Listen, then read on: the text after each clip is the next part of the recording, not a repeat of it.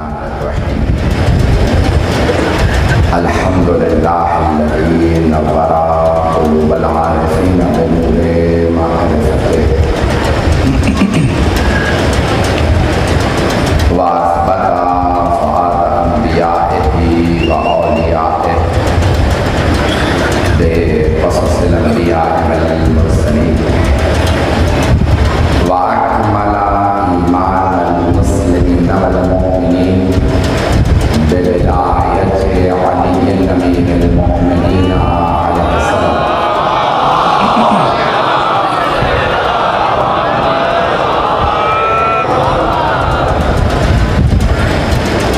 والصلاة والسلام والتحية والإكرام على أفضل الموجودات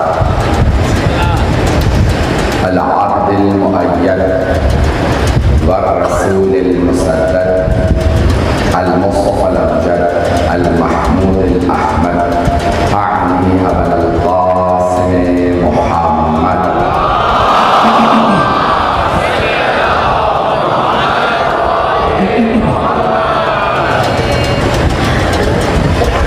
وعلى روحه ونفسه وسهره ووسيله سيد الأتقياء والأصفياء مولى الموالي إمام المتقين علي بن أبي طالب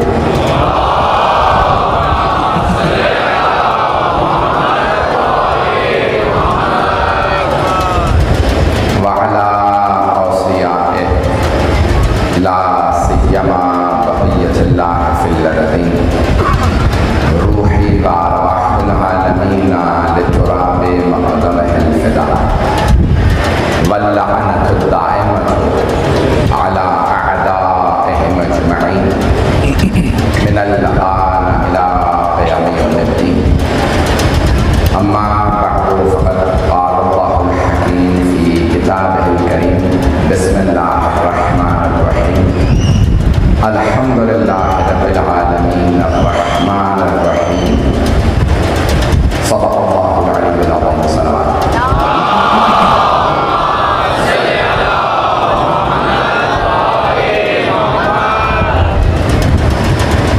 سورہ فاتحہ کے عنوان سے یہ اشرا مجالس جاری ہے، سلسلے کی 5ویں مجلس ہے۔ میری محنت کو آپ لوگوں نے جس محبت سے سنا، میں ممنون ہوں آپ کی محبتوں کا۔ میں نے بسم اللہ کی تفسیر کو کل مختصراً پیش کیا تھا، ایک مجلس میں جتنی تفسیر بیان ہو سکتی تھی میں نے کر دی، چند جملے اور پیش کر کے الحمدللہ کی تفسیر پیش کروں گا۔ امام عادل ابن موسیٰ رضا علیہ السلام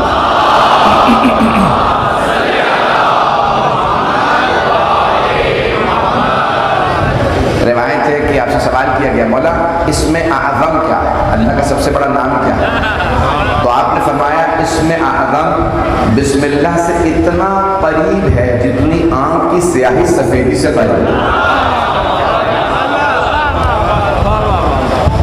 درس پڑھنے لگو تو بسم اللہ کہو، کھانا کھانے لگو تو بسم اللہ کہو، ہر کام سے پہلے بسم اللہ کہو، اتنی عادت بنا لو کہ گناہ بھی کرنے لگو تو بسم اللہ کہو، پھر خود ہی سوچو گے کیا میں اللہ کے نام پہ گناہ کروں گا؟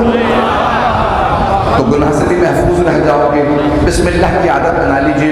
تو جناب مولا کائنات نے بے انتہا تاکید کی ہے اپنے بچوں کو بسم اللہ پڑھنے کی عادت ڈالو۔ جب درس پڑھنے لگیں، سبق حاصل کرنے لگیں، کھانا کھانے، ہر چیز سے پہلے بسم اللہ، دن شروع کریں تو بسم اللہ اور سلام، یہ دو چیزوں کو عام کر دیں۔ گھر میں کوئی بھی نہ ہو تو سلام کر کے آئیں، اور اگر کوئی نہیں ہے آپ کے کسی سلام کروں تو امام حسین کو سلام کر کے گھر میں داخل السلام علیکہ یا ابا عبداللہ کہتے گھر میں تشریف لائیے۔ تو عادت ڈال دیجیے۔ تو یہ دو چیزیں ایسی ہیں جن کو عام کرنا ضروری ہے۔ تو اس کی بے انتہا تاکید ہے۔ بادشاہ روم نے جناب امیر کو خط لکھا۔ آج بھی بہت سے لوگ کہتے ہیں نا شدید سر میں درد ہوتا ہے، میگرین جسے کہتے ہیں انگلش میں، اردو میں شدید تکلیف بعض افراد کو ہوتی ہے۔ تو بادشاہ روم نے خط لکھا مولا کائنات کو، یا آج میرے سر میں بہت درد ہوتا ہے، بڑے بڑے اطباء کو دکھا چکا ہوں، روم کے ڈاکٹر مشہور تھے، اطباء मशहूर थे, तबीब, बड़े से बड़ा तबीब दिखा चुका। मुझे किसी ने कहा कि अली मुश्किल कुशा, आपसे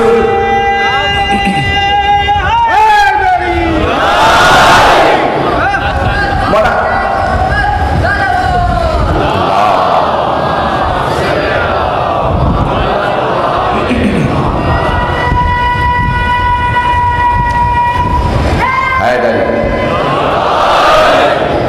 उसने रुजू किया का मौला या अली, मैं मौला कह रहा हूँ आदतन, वो कोई मानने वाला नहीं था। उसने मौला का नाम लेकर या अली मुझे एक खत लिखा, मुझे कोई इलाज बताइए, कोई ऐसा काम बताइए कि मेरे सर का दर्द ठीक हो जाए।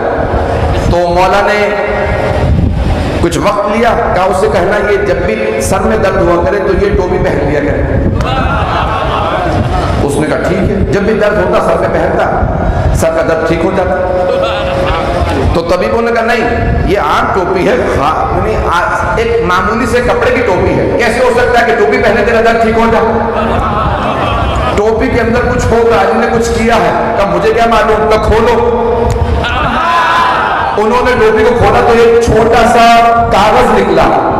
कहा पढ़ो इस पे क्या लिखा है? इसमें लिखा बिस्मिल्लाहिर्रहमानिर्रहीम। अब हमारे घर घर में मौजूद है, इसलिए हमें कदर मालूम नहीं। ऐसा ही है, हमें कदर नहीं होती क्योंकि हम उन घरानों में पैदा हो गए हैं जहां आज़ादारी है, अहले बैत, पता नहीं लोग हैं या नहीं। मुझसे किसी ने शिकवा किया, कहा मौलाना हमारे घर में मजलिस होती है और पूरा मोहल्ला हमारे लोगों का नहीं, सारे हमारे ही आके मन्नतें उठाते, सबकी मन्नतें पूरी हो जाती हैं, हम हर साल मन्नत उठाते हैं, पूरी नहीं होती। उन्हें कदर है, वो भी जानते हैं मन्नत पूरी होगी तो आले मोहम्मद के दर से पूरी हो। ऐसा है या नहीं? समझो सुनिएगा, बहुत बड़े आलिम के पास इमाम मूसा काज़िम अलैहिस्सलाम की नस्ल से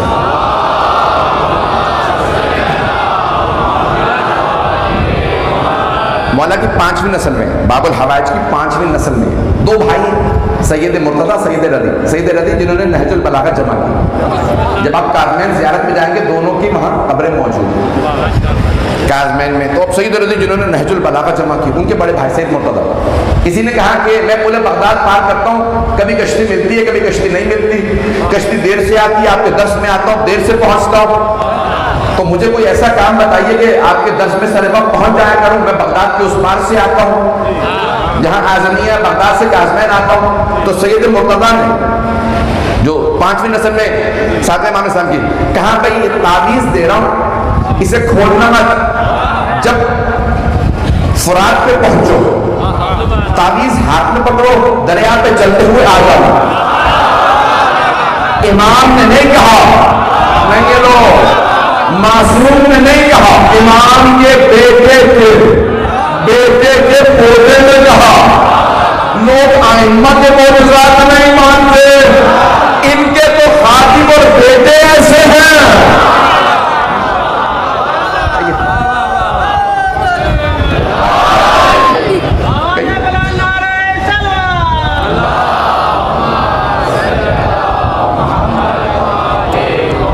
बिस्मिल्लाह के एजाज को पेश कर रहा हूँ, फिर अल्हम्दुलिल्लाह की तफसीर को पेश करूँगा। तो बिस्मिल्लाह का हर रोज़ तावीज़ पकड़ता। पहले दिन उसने बेचारे ने, जवान लड़का था, पाँव रख के देखा फरात पे, पाँव रुक भी रहा है या, देखा मेरा पाँव रुक गया, चल तो फरात बहुत वसी दरिया, पार किया, आया, कहा आगा मैं 10 में पहुँच गया, डूबा नहीं। कहा मैं तावीज़ ना खोलना, बस हर रोज़ आ जाया करो। हर रोज 10 में आता रहा। एक दिन सोचा तावीज़ है क्या, इतना छोटा सा तावीज़, खोल के पढ़ा था, अरे सिर्फ इसमें बिस्मिल्लाह लिखी हुई, ये सिर्फ बिस्मिल्लाह का इतना करिश्मा है कि मैं हर रोज दरिया पार कर लेता हूँ। जैसे दरिया पे आया, पाँव रखा सीधा अंदर, हाथ का काम था, अपने आप को बचाता हुआ बाहर निकला, कश्ती ली आया, कहा आगा आज मैं डूबने वाला था, आपके तावीज़ ने काम नहीं किया। सैयद मुर्तज़ा ने बस एक जुमला कहा, तूने तावीज़ खोल तो नहीं लिया? तावीज़ तो मैंने खोल लिया। क्या अब काम नहीं करेगा क्योंकि तुझे नहीं पता बिस्मिल्लाह क्या है। बस भाई मेरी कल की मजलिस ध्यान में रखिएगा, पाए बिस्मिल्लाह अगर समझ आ जाए تو بسم اللہ پھر اپنے معجزات دکھاتی ہے. اور اگر کوئی علی کو چھوڑ کے قرآن کی طرف چلا جائے تو یہی قرآن اس سے دور ہو جاتا ہے. ایک حدیث پیش کر رہا ہوں اور پھر انشاءاللہ الحمد کی تفسیر کو پیش کروں گا. میں نے ایک کئی مدت پہلے، مجھے یاد نہیں ہے، شاید 20 سال پہلے درس دیے تھے. صرف بسم اللہ پہ کئی ہفتوں مسلسل میرا درس جاری رہا تھا، صرف بسم اللہ پہ تیاری کرتا تھا. تو آپ یہاں کو ایک اشرا ہے، اس 10 دن میں مجھے فاتحہ کو مکمل کرنا ہے زندگی کے کسی اور موقع پہ. تو یہ بسم اللہ ہمیں سمجھ میں نہیں آئی ہے، ہمیں اس کی قدر و منزلت معلوم نہیں ہے. حدیث اگر ذہن میں بھول نہ جاؤں تو پیش کرنا چاہتا ہوں. صرف ایک واقعہ پیش کر دوں، حدیث پیش کروں گا سرور کائنات کی.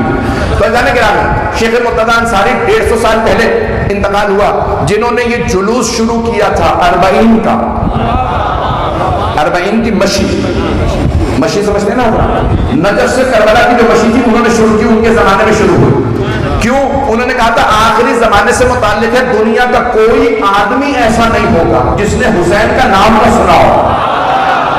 پوری دنیا سے لوگ کربلا آئیں گے. یہاں تک روایات میں غیر مسلم آئیں، صرف شیعہ نہیں، صرف مسلمان نہیں، غیر مسلم بھی آئیں گے کربلا امام حسین کی زیارت کے لیے. تو انہوں نے کہا کوئی ایسا جلوس شروع کیا جائے. میڈیا نہیں تھا، کہتا کہ دنیا کو پتہ چلے سب سے بڑا جلوس کربلا میں ہوتا. تو ان کے ایک درس میں شاگرد آتا کہ مجھے آپ کا درس سمجھ نہیں آتا، ہر روز آتا ہوں. چلا گیا مولا کے حرم میں، کہ مولا اتنی دور سے سفر کر کے میں آیا ہوں ایک بستی سے نجف اشرف کہ میں درس سمجھ سکوں، شیخ مرتضیٰ انصاری کا سمجھ نہیں آتا. تو ذریعے پہ اس نے اپنے آپ کو باندھ لیا کہ مولا جب تک آپ مجھے بشارت نہیں دیں گے کہ مجھے علم ملے گا میں اٹھوں گا نہیں. اپنے آپ کو باندھ کے بیٹھ گیا. اب دیکھیں عقیدت والوں سے مقابلہ نہیں ہوتا، جن کی عقیدتیں ہوتی ہیں نا، پتہ نہیں لوگ بہت رہنے میں.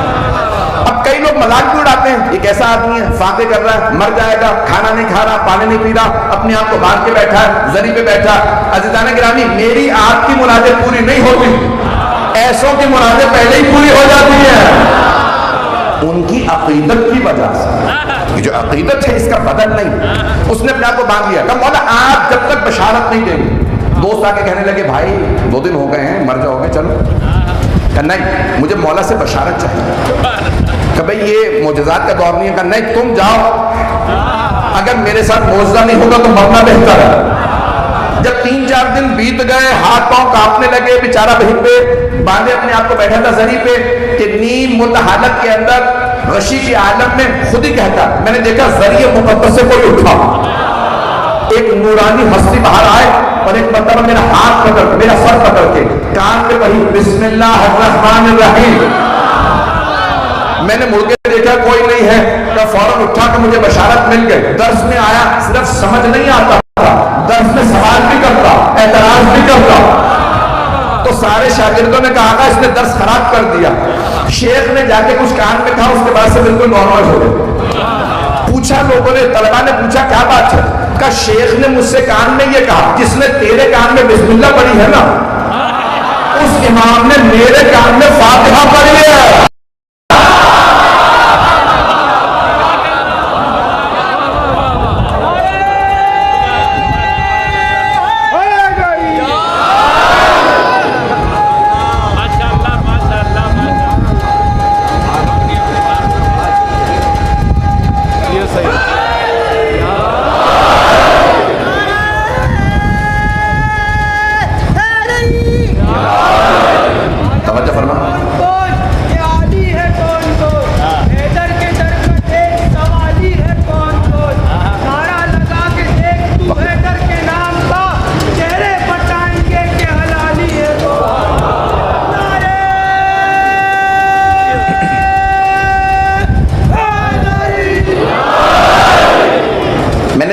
کل پیش کی تھی، آج صرف چند آیات پیش کرنا چاہتا تھا تاکہ میرے بچے، میرے بھائی، میرے بزرگ احساس کریں کہ آج بھی ہمارے پاس ایک معجزہ موجود ہے، بلکہ ایک نہیں 2 معجزات موجود ہیں.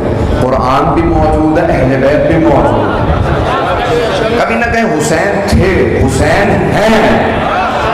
میں جو روایت پیش کرنا چاہ رہا تھا، المحجۃ البیضاء، فیض کاشانی کی تفسیر، بلکہ حدیث کی کتاب المحج 8 جلدوں میں ہے، وہاں سے ملا محمد محسن فیض کاشانی کی کتاب سے حدیث پیش کر رہا ہوں. انہوں نے ایک حدیث نقل کی، ربع تالی القرآن والقرآن یلعنہ، بہت سے قرآن کی تلاوت کرنے والے ہیں کہ جن پہ خود قرآن لعنت کرتا ہے، پریشان ہے ہمارا. تو حدیث نبوی ہے، بہت سے قرآن کی تلاوت کرنے والے قرآن کی تلاوت کرتے ہیں اور قرآن انہیں پہ لعنت کرتا ہے. پروردگارہ کیسا معاملہ ہے، کہیں حدیث میں کچھ آگے پیچھے تو نہیں ہو گیا؟ پڑھ بھی قرآن رہا ہے اور لعنت بھی قرآن اس پہ کر رہا ہے. ہر قاری قرآن پہ نہیں کہا، توجہ، پیغمبر نے یہ نہیں کہ ہر قاری کو نہیں، کہ کچھ ایسے قاری قرآن ہیں، پڑھتے قرآن ہیں اور قرآن انہی پہ لعنت کرتا ہے. تو یہ کون سا قاری قرآن ہے؟ قرآن کی تلاوت کرتا ہے، قرآن پڑھتا ہے اور قرآن کہتا ہے جس پہ لعنت کو کیوں پڑھا؟ کہ وہ قاری قرآن جو علی کو چھوڑے، قرآن کو چھان لے، تو قرآن کہتا ہے تجھ پہ لعنت، تو نے علی کو چھوڑ کے مجھے لے لیا.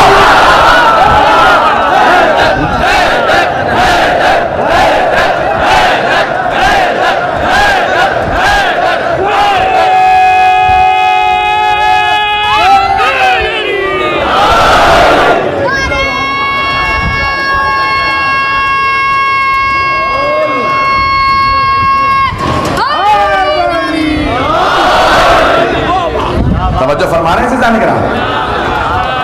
پیغمبر اسلام نے تاکید کی ہے بغیر آل محمد کے قرآن کو سمجھنے کی کوشش نہ کرنا. پیش کر رہا ہوں تفسیر سورہ حمد، اس کی پہلی آیت بسم اللہ، اس کے بعد الحمدللہ رب العالمین. تمام تعریفیں اس اللہ کے لیے جو عالمین کا مالک ہے.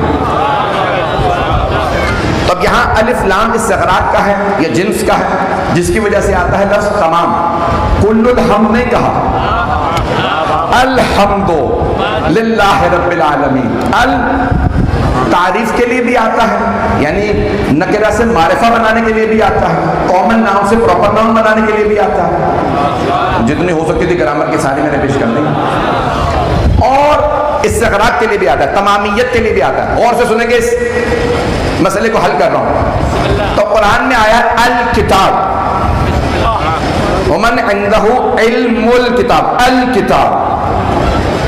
الاستغراق کے لیے بھی آتا ہے، ٹوٹیلٹی کے لیے انگریزی میں کہتے ہیں، یا اردو میں کہتے ہیں تمامیت کے لیے، تمام کے لیے. تو بہت سے لوگ کہتے ہیں کہ نہیں، جس کے پاس کتاب کا علم ہو. ہم ترجمہ کرتے ہیں جس کے پاس پوری کتاب کا علم ہو، پوری کتاب کا علم ہو. اور پوری کتاب کا علم صرف رسول خدا کے بعد علی مرتضیٰ کے پاس یا آل محمد کے پاس ہے، امت کے پاس نہیں، صحابہ کے پاس نہیں. صحابہ کو بھی جب سوال ہوتا تھا تو علی کے پاس آتے تھے. اور سارے صحابہ میں، تابعین میں، تبع تابعین میں قرآن فرماتا ہے فَاسْأَلُوا أَهْلَ الذِّكْرِ إِن كُنتُمْ لَا تَعْلَمُونَ. سوال کرو اہل ذکر سے اگر تم علم نہیں رکھتے. تو سارے صحابہ میں دیکھیں. جملہ پیش کر رہا ہوں. بہت بڑے پیر صاحب گزرے ہیں، ان کا بھی انتقال ہو گیا، سید نصیر الدین شاہ آف گولڑا شریف. اسلام آباد اگر آپ کبھی جانے کا اتفاق ہو تو گولڑا شریف میں گدی ہے. پیر تھے، سید تھے، شیعہ نہیں تھے. مہر علی شاہ صاحب جن کے دادا تھے، بس مجھے ہی پتا ہے جیسے کسی کو مسلمان. مہر علی شاہ صاحب بہت بڑا نام گزرا، جن کا بڑا مشہور معروف شعر ہر جگہ پہ لکھا ہے کہ کتھے مہر علی کتھے تیری سنا، ایک گستاخ اکھیاں کتھے جا رہی. مہر علی شاہ صاحب کہتے ہیں کہ یہ آنکھیں بہت گستاخ ہیں، اس جگہ جا کے رکی ہے کہ جہاں دو سے پیغمبر ہے، پائے علی ہے.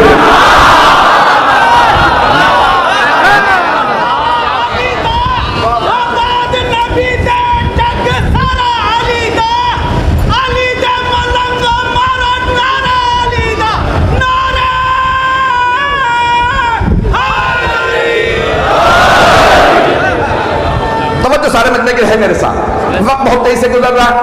عزیزان گرامی، انہی مہر علی شاہ صاحب کے پوتے سید نصیر الدین شاہ جب برطانیہ آئے، ان کا بھی انتقال ہو چکا ہے.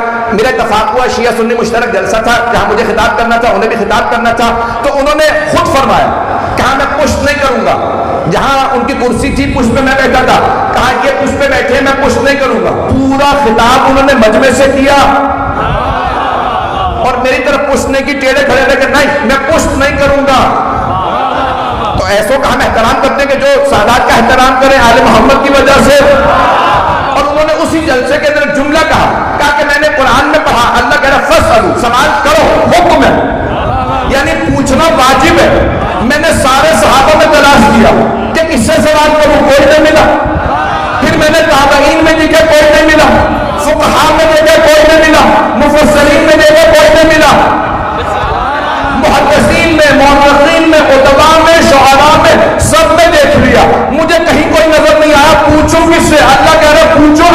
پھر سے کہ میں سوچتا رہا دیکھتا رہا، پھر ایک دن میں نے دیکھا مسجد کوفہ ہے، منبر میں علی ہے، سلونی سلونی کا دعویٰ ہے.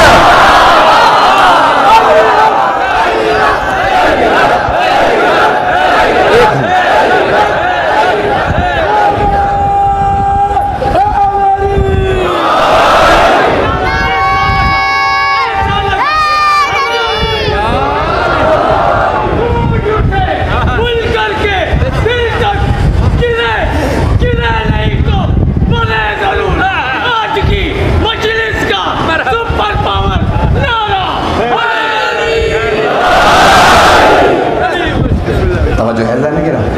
جس محبت سے آپ سن رہے ہیں میرے ٹوٹے بوٹے الفاظ میں ممنون ہوں آپ کی محبت ہوگا. اب آئیے ذرا الحمد، مدح، مدح عربی میں کہتے ہیں، مدح خانی جیسے ہم اردو میں کہتے ہیں. حمد، مدح اور شکر تین عربی کے لفظ اردو میں استعمال ہوتے ہیں. حمد اس کی ہوتی ہے جو اچھائی کرے، نیکی کرے اختیار سے، بغیر کسی ضرورت کے.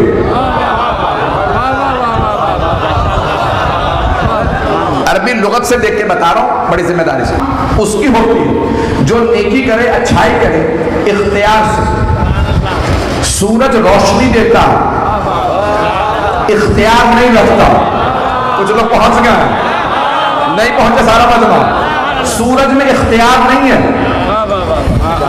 کبھی بھی دن نکلے گا سورج روشنی دے گا، رات میں اس لیے نہیں آپ کہیں کہ نہیں ابھی نہیں دے رہا، نہیں ابھی بھی روشنی دے رہا. ہمارا رخ سورج کی طرف نہیں ہے مجمع. میں وضاحت نہیں کرنا چاہتا، مجھے وضاحت کرنی پڑ رہی ہے. یہ ہے زمین، کرۂ ارض، یہ ہے سورج. جتنی روشنی زمین پہ ہے وہ سورج کی وجہ سے، اور جتنا اندھیرا زمین پہ ہے وہ سورج کی وجہ سے نہیں ہے، کیونکہ سورج میں اندھیرا ہے ہی نہیں. ابھی بھی نہیں ہے مجمع. سن لیں، سائنس بڑی ذمہ داری سے پیش کر رہا ہوں. اسکولوں میں آپ نے پڑھا ہوگا کرۂ ارض پہ جتنی روشنی ہے سورج سے، اندھیرا زمین کا اپنا. کیوں؟ زمین گھوم رہی ہے. جب سورج کا رخ کرتی ہے تو روشنی آ جاتی ہے، اور جب رخ پھیر لیتی ہے تو اندھیرا آ جاتا ہے. سورج روشنی ہی دیتا ہے، اندھیرا نہیں. زمین جب رخ پھیر لے تو اندھیرا آ جاتا. زمین پہ جتنی نعمتیں ہیں اللہ کی وجہ سے ہیں. اللہ صرف نعمتیں دیتا. اگر کوئی برائی ہے تو ہماری اپنی وجہ سے، جب ہم رخ پھیر لیتے ہیں.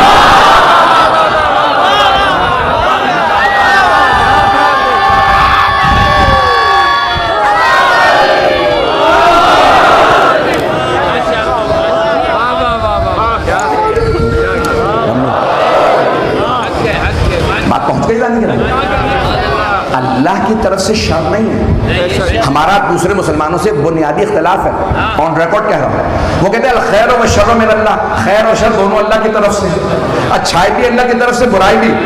اہل بیت نے کہا خبردار، صرف یہ کہنا خیر اللہ کی طرف سے، شر تمہارا اپنا. کہ جیسے سورج سے روشنی، سورج کی وجہ سے، اندھیرا اپنی وجہ سے. زمین جب رخ پھیر لیتی ہے، جب تم خدا سے پلٹ جاتے ہو تو شر میں چلے جاتے ہو، جب رخ کرتے ہو تو خیر میں ہوتے ہو. آپ نے غور کیا جب محرم آتا تو خیر ہی خیر ہوتی ہے، کیونکہ جو حسین کا رخ کرے وہ خدا کا رخ کرتا.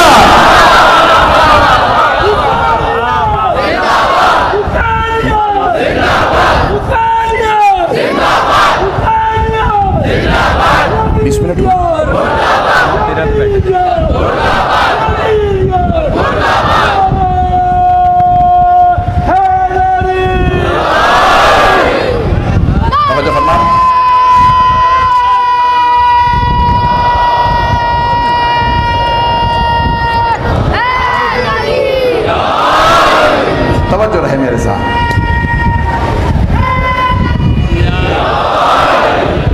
بھائی یہ بچے بھی اپنے ساتھ میں لے کے آئے نہ، یہ بزرگ میرے ساتھ آئے ہیں. جو بھی شیعہ عقیدت رکھتا ہے تو اس کی زبان سے ایک فی البدیہہ علی علی ہی ہوتا ہے.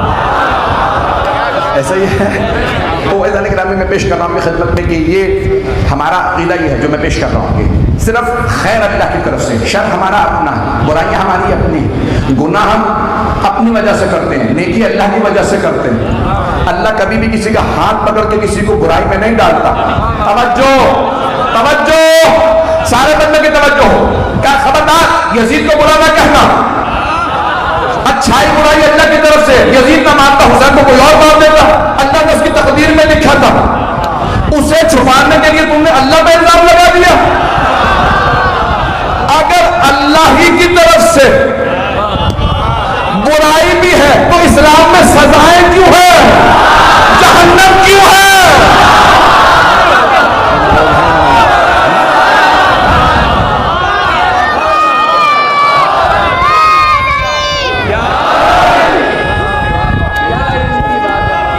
ممنون۔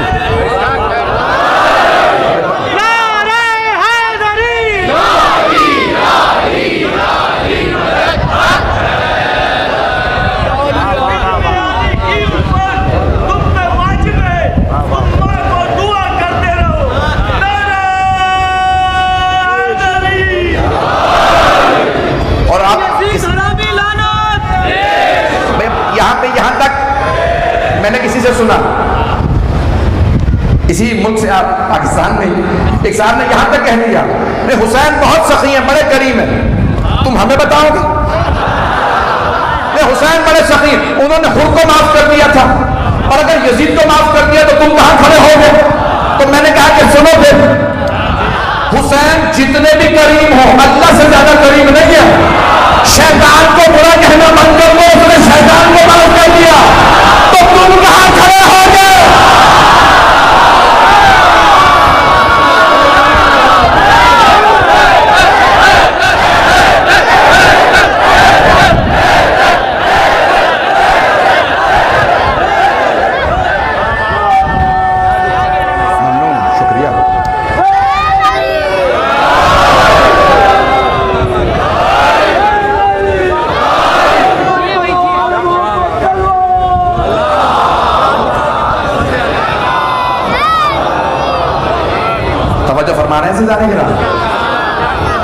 یہ ہم ممنون آپ کی محبتوں کا، ہم جو نیکی کرے اختیار سے، میں نے سورج کی مثال دی ہے، ایک اور مثال دے دوں، جب آگ جلتی ہے تو حرارت دیتی ہے، اختیار نہیں ہوتا، بے اختیار حرارت دیتی۔ کبھی کوئی تصور کر سکتا ہے آگ ہو حرارت نہ ہو؟ بھائی میں نے تو منطق اور فلسفے کی مثال دی ہے، سادہ سے مثال دی ہے، بچے کو بھی سمجھ میں آئے۔ میں فلسفے کو بھی کوشش کرتا ہوں منطق کو آسان بنا کے پیش کروں، دلیل پیش کر رہا ہوں۔ آگ ہو حرارت نہ ہو ممکن نہیں، آگ حرارت دیتی ہے مجبوراً، آگ میں اختیار نہیں ہے کہ حرارت نہ دے، یا پاکستان کی آگ میں اختیار آ گیا؟ آگ میں کوئی اختیار نہیں، جب بھی آگ جلاؤ گے تو حرارت دے گی۔ کچھ لوگوں نے یہ نظریہ لکھ دیا کہ اللہ سورج کی طرح سے جیسے روشنی سورج دیتا ہے ویسے ہی اللہ سے بے اختیار سے خلق ہو گئے، اللہ رحمت سب کو دے رہا ہے۔ نہیں، وہ فاعل مختار ہے، اگر اختیار سے بنائے گا، اختیار سے، اپنے اختیار کل سے ہمیں خلق نہ کرے اور نعمتیں نہ دے تو قادر ہی نہیں ہے، جبکہ اللہ قادر ہے، مجبور نہیں ہے۔ آگ مجبور ہے، اللہ قادر ہے، قادر سے کبھی ظلم نہیں ہوگا، صرف قادر ہوگا۔ ظلم صرف دو لوگ کرتے ہیں، ایک مجبور دوسرا جاہل۔ اللہ قدیر بھی ہے، علیم بھی ہے۔ ہم آل محمد کے خدا کو مانتے ہیں، کسی اور کے نہیں۔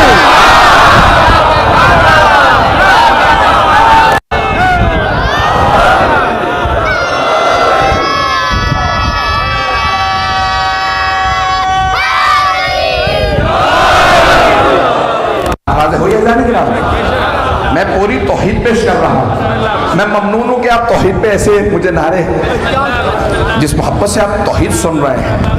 ہم آل محمد نے جو توحید بتائی ہے اس توحید کے معنی اللہ علیم بھی ہے، قدیر بھی ہے، عالم بھی ہے، علیم بھی ہے، قدیر بھی ہے، قدرت بھی رکھتا ہے۔ پیش کرتا ہوں فرق عالم و علیم میں۔ عالم وہ جو کسی چیز کا علم رکھتا ہو، کسی چیز کا علم نہ رکھتا ہو. علیم وہ جو ہر چیز کا علم رکھتا ہو. کچھ لوگ پہنچ گئے. ایک اور مثال پیش کرتا ہوں. قادر وہ جو کسی چیز پہ قدرت رکھتا ہو, کسی پہ قدرت نہ رکھتا ہو. قدیر وہ جو ہر چیز پہ قدرت رکھتا ہو. ناصر وہ جو کبھی مدد کرے کبھی مدد نہ کرے. نصیر وہ جو ہمیشہ مدد کرے. اب یہ آیت سمجھ میں آئی. اے میرے حبیب بول, آپ کہہ دیجئے رب ادخلنی مدخل صدق واخرجنی مخرج صدق واجعلنی من لدنک سلطانا نصیرا. پروردگارہ میں شہر میں جا رہا ہوں, برکت سے, خیر سے, عافیت سے شہر میں داخل کر, عافیت سے نکال. اپنے پاس سے ایسا مددگار ہے جو ہمیشہ مدد کرے. تو اللہ نے کہا میرے حبیب نے علی آپ کو دیا.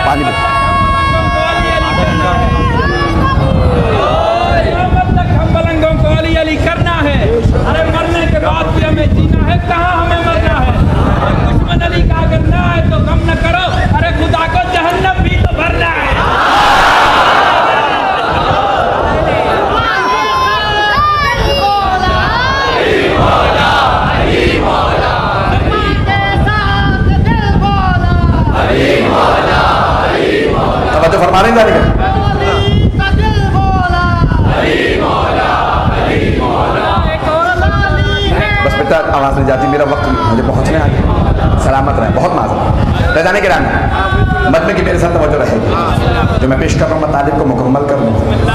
حمد اس کے لیے ہے جو اچھائی کرے اختیار سے, اور مدح اس کے لیے ہے, ہر اس کے لیے ہے جو نیکی کرے اختیار سے کرے چاہے بے اختیار کرے. ماں اولاد سے بے اختیار محبت کرتی ہے. پتہ نہیں لوگ پہنچے یا نہیں. کیا کسی ماں میں اختیار ہوتا ہے اولاد سے محبت نہ کرے؟ ماں میں اختیار نہیں ہوتا. اس کی ایک عجیب و غریب کیفیت ہوتی ہے اولاد کے لیے, وہ بے اختیار محبت کرتی ہے. دیکھیں دو چیزیں, عقل اور جذبات. فرشتوں میں صرف عقل ہے, جانوروں میں صرف جذبات ہے. انسان دونوں کا مرکب ہے, عقل اور جذبات کا. سب نے یہی لکھا, اب حتیٰ غیر مسلموں نے یہی لکھا, دونوں کا مرکب انسان. انسان میں جذبات بھی بہت زیادہ ہیں اور عقل بھی. دو صنف ہیں, مرد زن, مرد اور خاتون. اور مرد عقل سے زیادہ سوچتا ہے, عورت جذبات سے زیادہ سوچتی ہے. عورت پہ جذبات غالب رہتے ہیں, مرد پہ عقل. ہمیشہ نہیں, عام طور سے. کچھ مرد ایسے ملیں گے جذبات غالب ہوں گے, کچھ خواتین ایسی ملیں گی جن پہ عقل غالب ہوگی. تو اللہ نے خاتون کو ایسا کیوں بنایا کہ جذبات غالب رہے, تاکہ اگر کبھی بچہ آگ کی طرف بڑھے عقل سوچے گی, جذبات کود پڑے گے.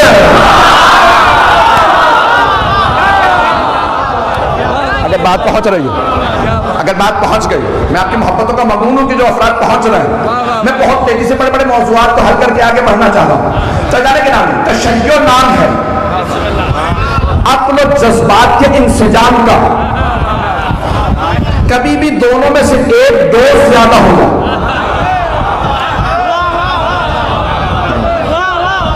دیکھیں جذبات کا نتیجہ کیا ہوگا, محبت. عقل کا نتیجہ عقیدہ. نہیں ہے لوگ. عقل سے انسان عقیدے میں پہنچتا, توحید عقل سے حل ہوتی ہے, عقل سے سمجھ میں آتا, نبوت عقل سے سمجھ میں آتی ہے, امامت عقل سے سمجھ میں آتی ہے, بے عقلوں کو سمجھ نہیں آتی. چلیں گے, معاد قیامت کا موضوع عقل سے حل ہوتا. جذبات سے محبت ہوتی, محبت انسان کو مجبور کر دیتی ہے. خوش ہونے پہ, رونے پہ,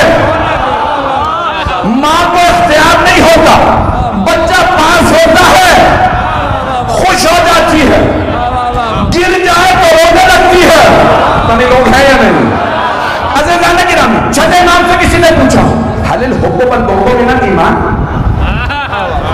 یہ اپنا رسول اللہ فرزند رسول، کیا محبت اور نفرت ایمان سے تعلق رکھتے ہیں؟ کیا نفرت و محبت کا ایمان سے کوئی تعلق ہے؟ امام نے فرمایا حل الایمان الا الحب والبغض.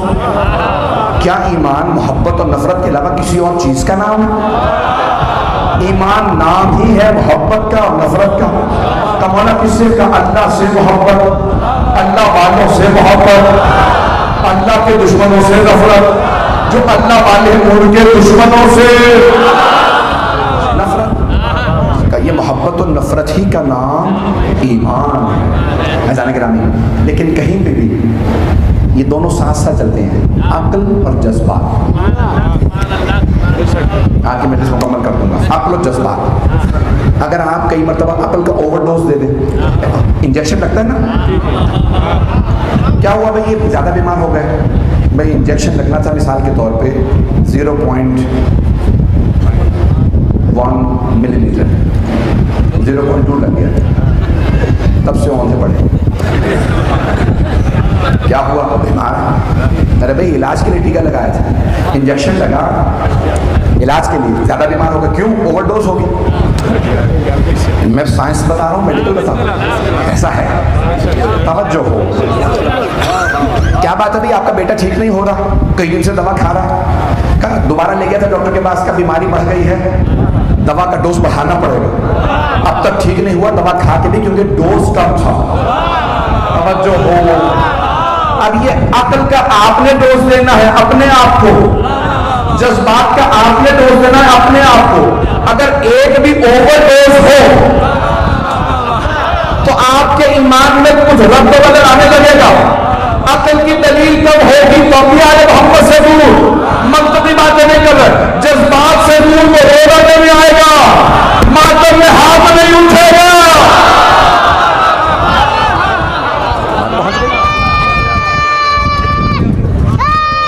بہت شکریہ. جو افراد یہاں پہ، میں سمجھ سکتا ہوں کہ ہر آدمی کے بس کی بات نہیں ہے جو میں نے پورا کا پورا آپ کے سامنے خلاصہ پیش کیا، اور نہیں پہنچ سکے تو بہت معذرت. عزیزان گرامی، پورا دین میں نے آپ کے سامنے مکمل پیش کرنے کی کوشش. اور شکر انسان تب کرتا ہے کہ جب انسان پہ احسان ہوا. حمد، مدح اور شکر میں نے تینوں کو پیش کر دیا ہے. شکر احسان کے بعد ہوتا ہے. اللہ کے لیے تمام تعریفیں، کیونکہ اس نے اختیار سے ہمیں نعمتیں دی. چاہتا تو خلق نہ کرتا، اپنے اختیار سے بنایا. ہم بن نہیں گئے، اس نے بنایا. اس نے اختیار سے نعمتیں دی. اس نے اپنے اختیار سے سب سے زیادہ باعظمت محمد و آل محمد کو بنایا. ان سے زیادہ باعظمت کوئی نہیں. عزیزان گرامی، آخری پہلو کو پیش کرتا ہوں، وقت تمام ہو چکا. آج سے بڑی شبیں شروع ہیں، بڑی شہادتیں، کہ جب انسان کوئی بڑی نعمت پاتا ہے تو کہتا ہے الحمدللہ.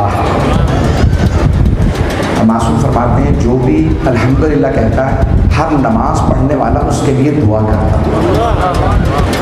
مولانا نے کہا ہم جب یہ فرمایا تو لوگوں نے کہا مولانا ہم نماز پڑھتے ہیں دعا تو نہیں کرتے الحمد پڑھنے والوں کے لیے. کیا نماز پڑھتے ہو رکوع جاتے ہو؟ ہاں مولانا نماز میں رکوع کرتا ہوں. کیا رکوع کے بعد کیا کہتے ہو؟ کہتے ہیں سمع اللہ لمن حمدہ. اللہ اس کی سنے جو اس کی حمد کرتا ہے.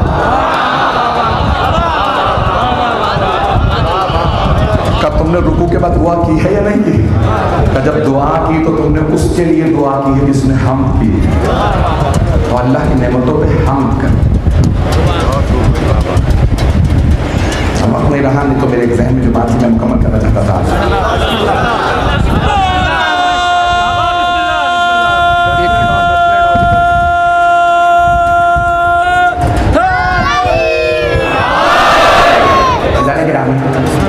محمد نے اتنے معجزات دکھائے. آپ نے کبھی غور کیا ہر معجزے کے بعد سجدہ شکر کیا؟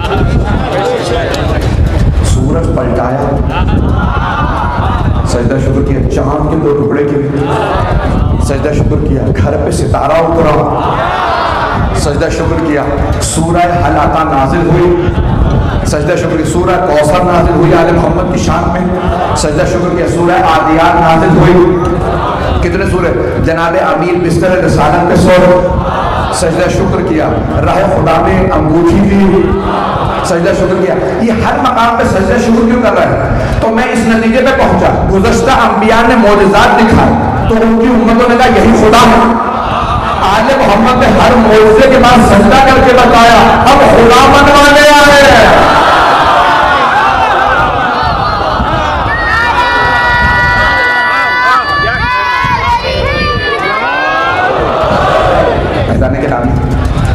سرور کائنات کی حدیث ہے, یا علی اگر مجھے اپنی امت کے گمراہ ہو جانے کا خطرہ نہ ہو.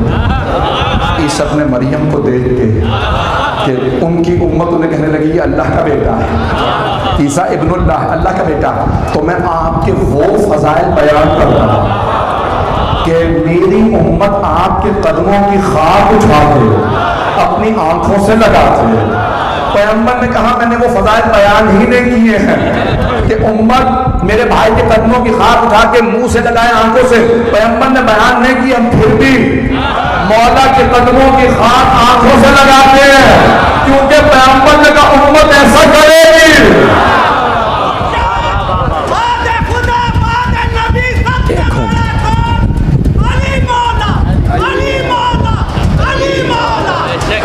سلامت رہیں بس بھائی. جب بھی دنیا کوئی عظمت دیکھے, کوئی نعمت دیکھے تو دو جملے کہتی ہے, الحمدللہ یا اللہ اکبر. اور اگر کسی کے بیٹے ہی کا نام ہو علی اکبر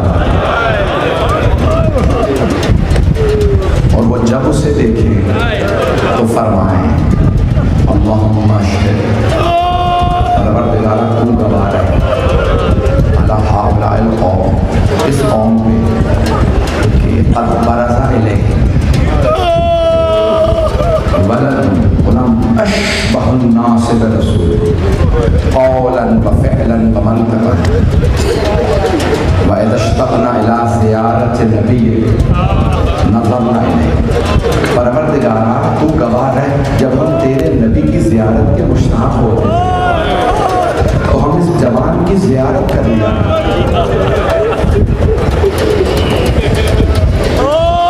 کون ہے وہ جوان؟ 5 محرم گزر گئی, 6 محرم کی شب ہے. مجھے بانیان مجلس نے کہا دور دور سے لوگ کہتے ہیں کہ ہم خاص طور سے مسائل کے لیے آتے ہیں.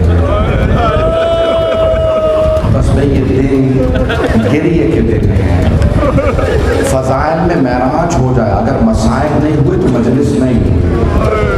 مجلس یعنی مسائل. کیوں؟ 2 وجہ سے. ایک تو ان ہستیوں پہ ظلم کیا گیا جن سے افضل کوئی نہیں, اور دوسرے ان مظلوم ہستیوں کے وارثوں کو رونے نہیں دیا گیا. جب بھی بیویاں گریہ کرتی تھیں تو وہ ملعون تازیانے موت.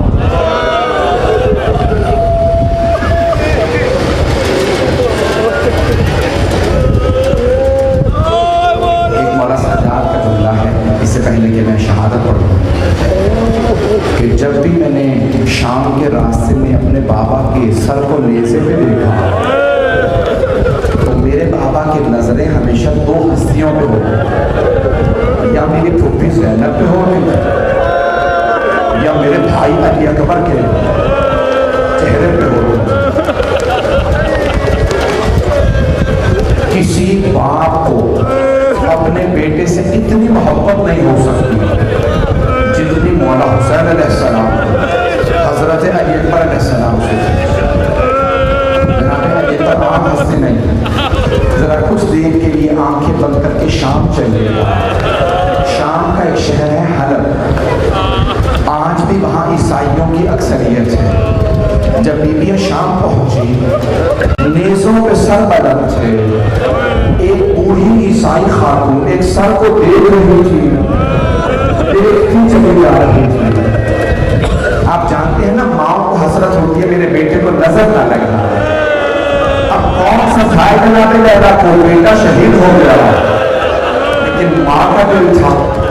ایک مرتبہ جناب لیلا نے اس بوڑھی خاتون سے کہا کیا بات ہے، کیوں دیکھ رہی ہو اس سر کو اتنا زیادہ؟ اس بوڑھی خاتون نے کہا بی بی کوئی بات نہیں، میں تو اپنے خدا سے دعا مانگ رہی تھی کہ پروردگار اس جوان کے مرنے سے پہلے اس کی ماں مر گئی، ماں نے سر نہ دیکھا.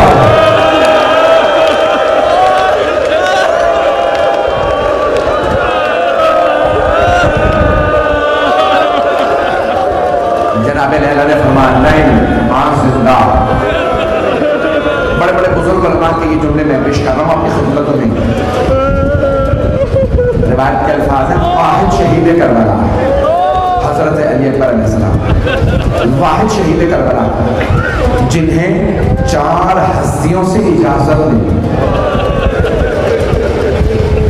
سب شہید کربلا جب شہداء آتے تھے نا، مولا حسین سے اجازت ہے، مولا اجازت ہے، ہاں اجازت سے جا سکتے. جہاد امام کی بارگاہ میں واجب ہے، امام واجب سے نہیں روکتے. جب جناب علی اکبر علیہ السلام آئے نا مولا حسین کی خدمت میں، بابا جان اجازت ہے، میں میدان کارزار میں جانا چاہتا ہوں. آپ نے کبھی دنیا میں کوئی بیٹا دیکھا باپ پہ قربان ہو؟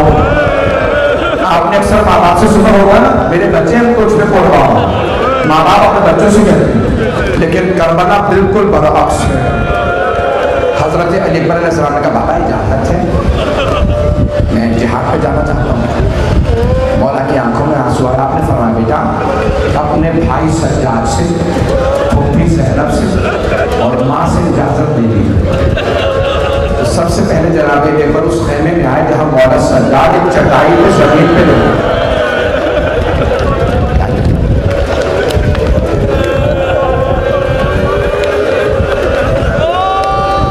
آپ جانتے ہیں نا مولا سجاد غیرت مند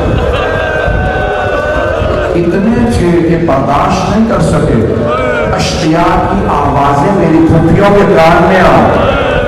اس غیرت کی وجہ سے بے ہوش تھے. امامت کو بچانا تھا، اللہ نے ان پہ غشی تاری کی ہوئی تھی. بس بے اگر دیکھ سکتے بیٹے دیکھیے گا. مولا علی اکبر علیہ السلام اس خیمے میں آئے جہاں مولا سجاد. جناب علی اکبر نے ہاتھ سے چومنا شروع کیا اور چومتے ہوئے پیشانی تک پہنچے. جب اپنے بھائی کی پیشانی کو چوما آپ کے آنسو بہنے لگے. جب کچھ آنسو ملے نا مولا سجاد کے چہرے پہ، مولا سجاد کو افاقہ ہوا. آپ نے آنکھیں کھول کے دیکھا، کہا میرے بھائی علی اکبر کون سے ایسے مسائب آ گئے کہ آپ مجھے اتنا چوم رہے ہیں؟ تو جناب علی اکبر علیہ السلام نے فرمایا اے میرے بھائی سجاد بقیہ ابونا غریبا وحیدا مغلوبا اتشاما. اے بھیا سجاد ہمارے بابا تنہا رہ گئے، غربت کا عالم ہے، مظلومیت کی حالت ہے، بابا بڑے پیاسے. میں آپ سے اجازت لینے آیا. ایک مرتبہ جناب سید سجاد نے فرمایا اے میرے بھائی علی اکبر مجھے اجازت ملتی میں بھی بابا پہ قربان ہوتا. جناب علی اکبر علیہ السلام نے فرمایا نہیں آپ امامت کے وارث ہیں. تو بس بھائی جناب علی اکبر علیہ السلام مولا سجاد سے اجازت لے کے جناب زینب کے خیمے میں آئے اور آ کے فرمانے لگے چھوٹی اماں اجازت ہے، میں میدان کارزار میں جانا چاہتا ہوں. جناب زینب کے آنسو بہنے لگے. کہا بیٹا مجھ سے نہیں ماں سے اجازت لے لی. کہا پھوپھی اماں پہلے آپ سے اجازت، آپ سیدہ کی بیٹی ہیں، پھر میں اپنی ماں سے اجازت لوں گا. کہا بیٹا میری اجازت سے لیلا سے اجازت دے. آئے جناب علیہ السلام. بس بھائی میں پوری شہادت پڑھنا چاہ رہا ہوں، ابھی تو میں نے رخصتی بھی پوری نہیں پڑھی. آئے جناب علیہ السلام اس خیمے میں جہاں جناب لیلا تھے. آپ نے دیکھا ہے نا اگر بیٹا بیمار ہو جائے ماں کی دھڑکتی ہے، اور اگر بیٹا کہ اماں میں مرنے جا رہا ہوں، اماں میں شہادت کے لیے جا رہا ہوں، ماں کے لیے بڑا مشکل ہوتا. ایک مرتبہ جناب علی اکبر علیہ السلام نے جملہ کہا اماں اجازت ہے میں کربلا کے میدان جہاد میں جانا چاہتا ہوں. جناب لیلا نے بس ایک جملہ کہا علی اکبر میرا آپ کے بغیر گزارا نہیں، بیٹا میں آپ کے بغیر جی نہیں سکتی. بیٹا میں آپ کے بغیر مر جاؤں، منع نہیں کیا، لیکن تھکے چھپے الفاظ میں کہا کہ میں جی نہیں سکتی۔ جناب اکبر علیہ السلام نے ایک مرتبہ ماں کو دیکھا بڑی شفقت و محبت سے، پھر ایک جملہ کہا کہ اماں اب میں آپ سے اجازت نہیں مانگوں گا، لیکن اماں میں ایک بات کہنا چاہتا ہوں، اماں اگر روز قیامت میری دادی فاطمہ کی زہرا کو آپ سے سوال کر لیا، لیلا میرا حسین تو مارا گیا تھا، تم نے اپنے اجداد کو روک لیا تھا،